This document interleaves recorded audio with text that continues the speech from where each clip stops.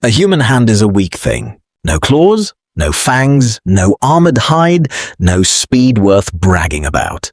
Put a naked human in front of a tiger, a wolf, or even a wild boar, and nature does not look impressed. But then that same hand picks up a stone, then a spear, then a bow, and eventually a tube filled with pressure.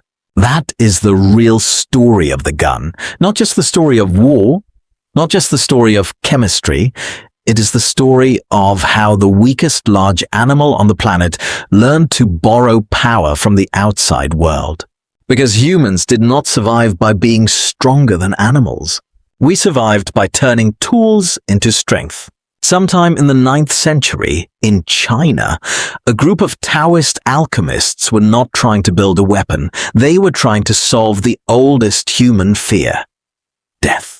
They mixed minerals, heated powders, followed old recipes, and searched for an elixir that could stretch life beyond its natural limit.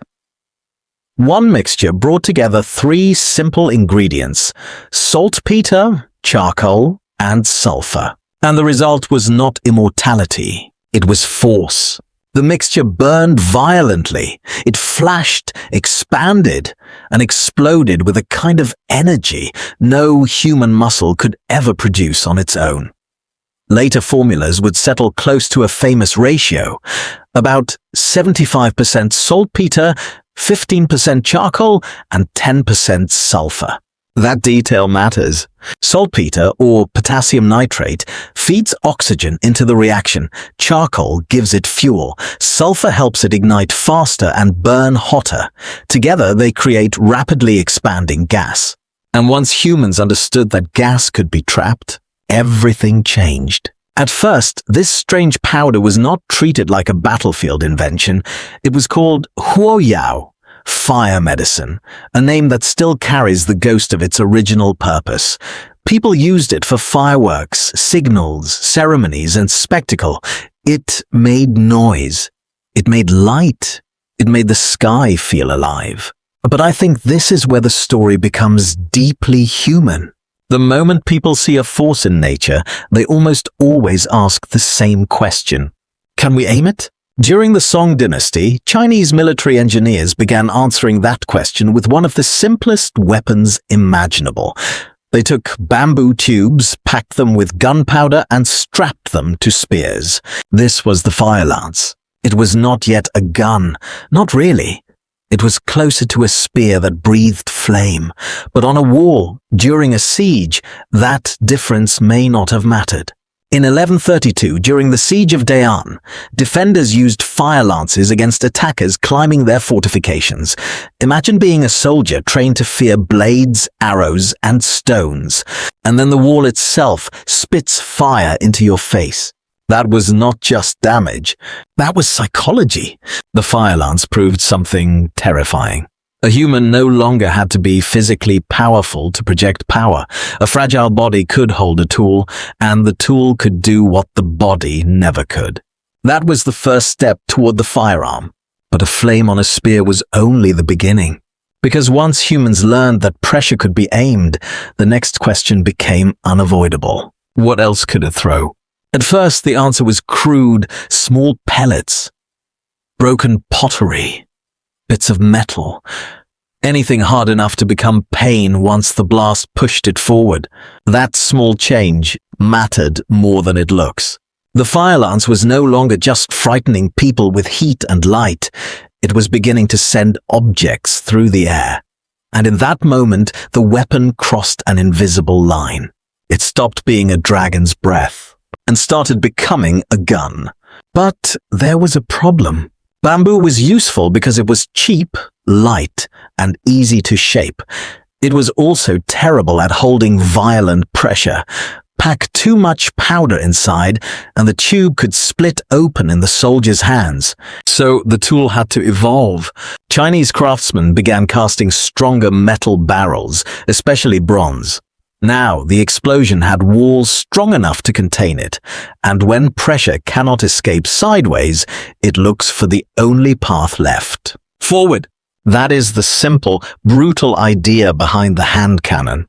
A metal tube, a charge of gunpowder, a projectile, a human hand holding something far stronger than the human body. By the 13th century, metal-barreled hand cannons were appearing in China. They were slow, they were loud, they were not elegant weapons, but elegance was not the point. Power was. And then history did what history often does with dangerous tools.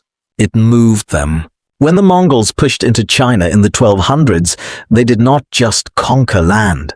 They absorbed techniques, engineers, weapons, and ideas. During sieges such as Kaifeng in 1232, they saw what gunpowder could do to walls, formations, and morale. What I find fascinating is that empires often spread inventions faster than inventors do. A merchant may carry silk, a monk may carry scripture, but an army carries whatever helps it win. So gunpowder knowledge moved west through conquest, trade, and contact. It reached the Islamic world, then Europe. And once Europe received it, the old medieval order began to shake. Not immediately. Early European cannons and handguns were awkward, inaccurate, and dangerous to the people using them. But they did one thing extremely well. They made old symbols of power look vulnerable. Castle walls that once mocked ladders and arrows began cracking under cannon fire. Armored knights who had spent fortunes turning themselves into human tanks discovered that enough explosive force did not care about noble blood, family banners, or polished steel. This is the part people often miss. The gun did not only change weapons, it changed permission. For centuries, power belonged to people who could afford horses, armor, castles, and lifelong training. Gunpowder slowly moved that power into the hands of infantry, engineers, and states that could organize production. A weak body with the right tool could challenge a strong body with an old title. And that is why the firearm was never just a machine. It was a social earthquake. And once power moved into the hands of ordinary soldiers, the next battle was not about making the explosion stronger. It was about making it easier to control. Early hand cannons had one ridiculous weakness. To fire one, a soldier had to hold it, aim it, and touch fire to a tiny hole at almost the same time. In battle, with smoke, screams, and men rushing forward, that was a terrible design. So the gun needed a new kind of hand. That hand became the matchlock. By the late 1400s, the matchlock used a slow-burning cord held in a curved arm called a serpentine. Pulling the trigger lowered the match into priming powder and fired the weapon. It sounds small. But I think this is one of those little mechanical ideas that quietly changes civilization. Now the shooter could use both hands to aim. The weapon was no longer just a tube of violence. It was becoming a system. Still, the matchlock needed fire before the fight even began. Rain could ruin it. Darkness could expose it. A glowing match could betray your position. So inventors kept chasing the same dream. More power, less risk, more control. The wheel lock made sparks with a spring-driven wheel, but it was expensive and complicated. Then came the flintlock, refined in the early 1600s and linked to French gunsmith Marin le Bourgeois. It used flint striking steel instead of a burning match. It was faster, cleaner, and more practical. For almost 2 centuries, flintlock muskets shaped wars across empires and revolutions. But the most important lesson is not that guns became better. The lesson is that tools change which humans matter. A knight mattered because his horse, armor, training, and wealth made him rare. A musketeer mattered because a state could train him, arm him, and place him beside hundreds of others. Then the socket bayonet made that line more dangerous. A soldier could shoot at distance and still become a spearman up close. In the early 1800s, the percussion cap made ignition more reliable and helped make older systems obsolete. From there, modern firearms were not a miracle. They were acceleration. And this is what I want you to take from this story. Humans did not survive because we were naturally strong. We survived because we kept finding weakness and building tools around it. A gun is born from chemistry, trade, fear, failure, and thousands of hands solving one small problem at a time. That is both inspiring and dangerous, because every tool gives us power before it gives us wisdom. So the deeper question is not just who invented the gun.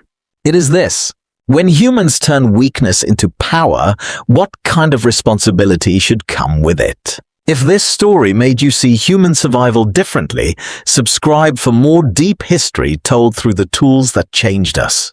And tell me in the comments, what was the most dangerous invention in human history?